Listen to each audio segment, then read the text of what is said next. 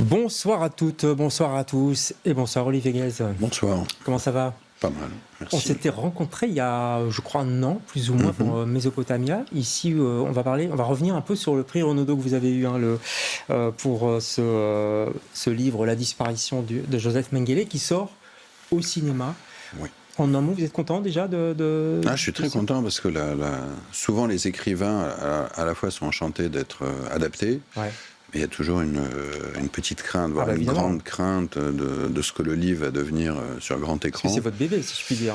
Non, c'est même au-delà du bébé. Enfin, je veux dire, à partir du moment où on cède ses droits, on cède ses droits. Donc, c'est-à-dire, on confie le bébé à un autre. Mais après, encore faut-il que l'autre fasse quelque chose de bien. Et là, pour le coup, oui, non, je suis très content. C'est une très bonne adaptation. Je crois que c'est très très bien. On va en parler. C'est Kirill Serebrennikov.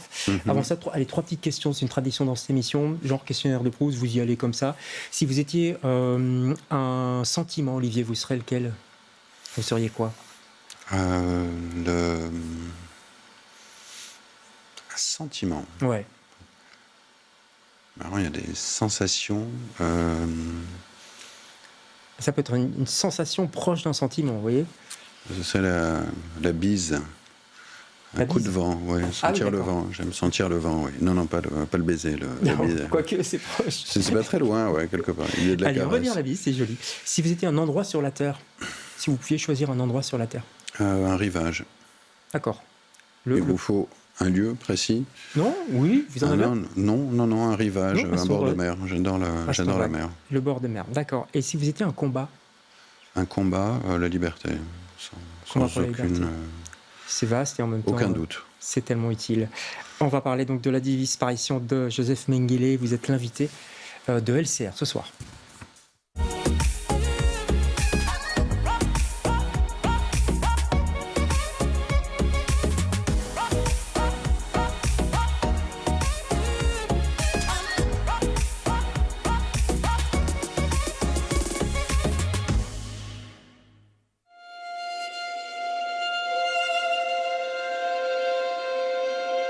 Josef, du bist doch nicht zur Fahndung ausgeschrieben. Du hast im Krieg deinen Dienst abgeleistet. Was für ein seltsamer Nachname. Mengele. Trinken wir lieber auf Argentinien. Sieg heil! Sieg heil! Sieg heil! Es ist gut, dass du gekommen bist, Rolf.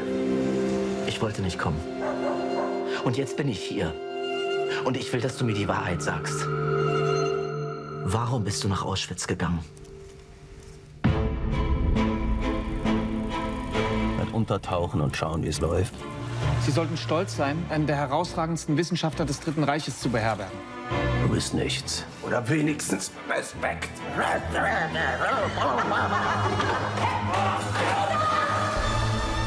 Du bist mein einziger Sohn. Hast du Menschen gefoltert? Nein! Er ist unerträglich geworden. Ich will nicht mehr. Ich kann es nicht. Ich kann nicht. Die Zeit tötet alle Träume. Möge unser Schlaf frei von nächtlichen Albträumen sein. Josef Mengele! Ihr Krieg ist noch nicht vorbei!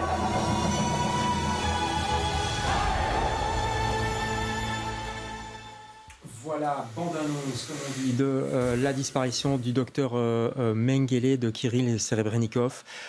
Quel film, hein, quelles images aussi. Ça sort mercredi sur les écrans. Auguste Dil aussi, incroyable. Incroyable, exceptionnel. Incroyable. En tant qu'acteur allemand, il fallait un courage immense pour incarner Mengele, parce que... Complètement. Il sera associé à ce personnage ad vitam aeternam. Encore aujourd'hui, vous croyez que même à travers le cinéma, il faut du courage? Mais ça a été compliqué en Allemagne, le financement du film. Beaucoup avaient peur. Hein. Oui, non. Grand courage et immense talent de August Dil. Je me demandais d'ailleurs, puisque on parle d'un film et c'est tiré de votre livre qui a eu le prix Renaudot d'ailleurs en 2017, si ce livre avait été traduit en allemand. Oui, bien sûr. Ouais. Oui, j'ai fait une longue tournée en Allemagne en 2018. Et le livre avait bien marché, avait suscité aussi certains débats parce que la mise en scène de Mengele pour certains choquait encore. Le fait d'en faire un personnage. Le fait d'en faire un personnage, alors c'est un roman de non-fiction, c'est vraiment basé sur de longues recherches historiques, des déplacements, des repérages topographiques. Vous êtes romancier, mais aussi ancien journaliste, essayiste, donc c'est... mais il y a il y a une mise en scène, il y a une sexualité, il y a une vie privée, il y a... bien sûr, il y a une certaine liberté. C'est-à-dire qu'il ne fallait pas... On le surnommait l'ange de la mort. Il ne fallait pas réveiller ça. Ça reste un traumatisme. Non, pas réveiller. Enfin, l'Allemagne reste quand même... j'y vis plus, mais le passé, ce passé-là, reste quand même omniprésent dans l'inconscient germanique. Mais c'est... En général, les films ou les livres traitent du Troisième Reich ou de la guerre. La période d'après-guerre, qui moi m'intéresse énormément. On peut appeler même le Quatrième Reich, c'était leur rêve en fait. Le Quatrième Reich, c'était leur fantasme en Argentine, mais là je parle vraiment en Allemagne, les années d'après-guerre jusqu'aux années 80, qui est une période extrêmement ambiguë, extrêmement grise, puisque finalement tout le monde est là, mais on a troqué des uniformes pour un costume civil. Les fonctionnaires qui étaient nazis, qui étaient là dans la période nazie, étaient encore là. Fonctionnaires, médecins, profs d'université, policiers, enfin tout ce que vous voulez. C'est une période qui est très particulière, qui est relativement peu étudiée, peu exploitée, alors que je la trouve absolument fondamentale pour comprendre le monde d'aujourd'hui. Ouais. Un mot sur Kirill Serebrennikov, on va peut-être voir l'affiche d'ailleurs de ce film, elle est très belle l'affiche. D'ailleurs la photographie de ce film est magnifique. Très léchée, elle est magnifique. Ouais, il y a quelque chose de ce jeu entre le noir et blanc et la couleur. Il est metteur en scène de théâtre, c'est un grand metteur en scène de théâtre d'ailleurs, il est russe. Les gens s'en souviennent peut-être, ceux qui ont vu Leto, très beau film. Je crois que vous l'avez vu, c'est là que vous l'avez découvert. Oui, moi j'ai découvert Serebrennikov en regardant Leto il y a quelques années. Et le film m'avait extraordinairement plu. J'avais trouvé ça très fin, très intelligent. Et lorsqu'on m'a dit que c'était Serebrennikov qui s'occupait de l'adaptation, j'étais ravi. Ouais, c'est lui qui a fait La femme de Tchaïkovski aussi, je ne sais pas si vous l'avez vu. C'est un très beau film, et puis plein d'autres films. Votre livre, il a été adapté aussi en bande dessinée, donc il est adapté au cinéma, en bande dessinée, il a été traduit, etc. Au théâtre. Au théâtre, c'est vrai. Il y a une pièce de théâtre remarquable qui était à Avignon l'an dernier et qui tourne à Paris depuis bientôt 1 an. Est-ce que Mengele, là on parle plus de l'Allemagne, est-ce que Mengele fascine encore aujourd'hui, vous croyez? Parce que la bande dessinée, elle a bien marché aussi. Hein. La bande dessinée était superbe. Est-ce que Mengele fascine? Je pense que Et qu'est-ce qui fascine chez lui? Alors, déjà, je pense que c'est notre rapport au mal. On est attiré quand même, on veut savoir, il y a quelque chose de cet ordre-là. Le nazisme, le Troisième Reich continue d'intéresser, je dirais presque de passionner les foules. Et en ce cas, au fait, c'est une histoire qui est très peu connue. C'est-à-dire que les gens qui connaissent Mengele savent plus ou moins ce qu'il a fait à Auschwitz, torturé... envoyer des centaines de milliers de personnes à la chambre à gaz. Mais fasciné par les jumeaux, d'ailleurs, à un moment donné. Fasciné, c'était le but de ces recherches, découvrir la gémellité, d'où le travail sur des cobayes humains. Mais finalement, cette histoire d'après-guerre, c'est-à-dire la deuxième vie de Mengele, a été très peu connue. Ouais. Et pourtant, quand on lit votre livre et qu'on voit les films, on se dit... Waouh, c'est un personnage de fiction. On ne pourrait pas écrire mieux, quoi. Vous voyez, il y a tellement de rebondissements. Ça commence en Argentine, Paraguay, Brésil. Sa mort est inexpliquée. Enfin, voilà. C'est un fuyard. Il est en cavale.